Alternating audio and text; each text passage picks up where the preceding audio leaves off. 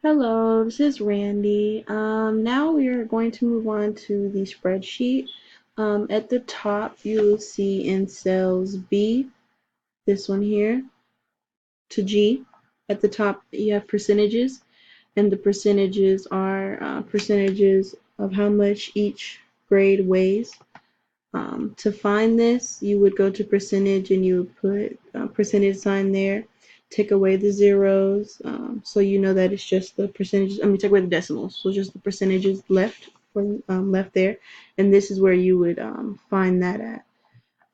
So then you'll move on to have the name of it is information technology. My name, exam one. We had 3 exams in all weighing 12%, averaging to 36.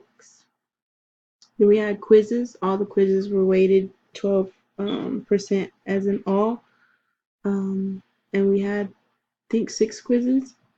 And then the final grade we were 30%, 75 for that. And portfolio, once I turn it in, I pray that I get 100% and it be, this is the final graded average. Now to find the graded average, this is the easier way. You can see it as well.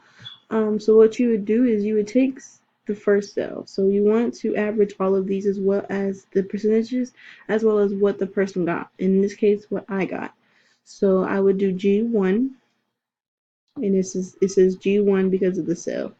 And the dollar sign is only there for if I were to change anything, it would still do it all the way. So G1, which is the blue, it's all color coded, which is really nice as well.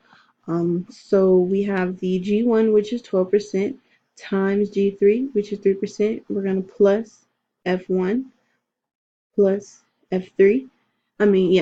Times F3. Then we're going to plus and so on and so forth, doing the class average, the total average of the person who, for the grades.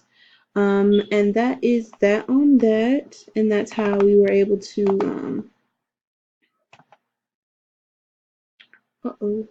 that's how we were able to figure that out. I changed something here, so I'm going to change it back. Matter of fact, I don't got to change nothing too bad. Just got to push the backspace. And so, and that's the content. Thank you.